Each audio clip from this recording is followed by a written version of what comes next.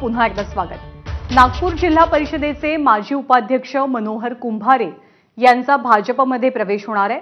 काँग्रेसचे ज्येष्ठ नेते सुनील केदार यांच्यासाठी हा एक मोठा धक्का मानला जातोय। या पक्षप्रवेशानंतर मनोहर कुंभारे यांनी काय प्रतिक्रिया दिली ती आपण पाहूया।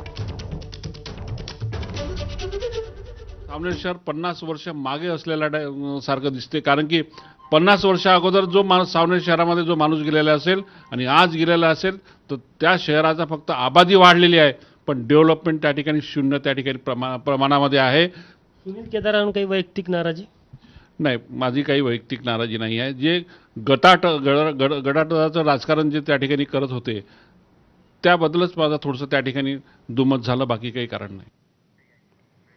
तर गटातटाच्या राजकारणाला कंटाळून आपण पक्ष सोडण्याचा निर्णय घेतल्याचं मनोहर कुंभारेंनी सांगितलंय।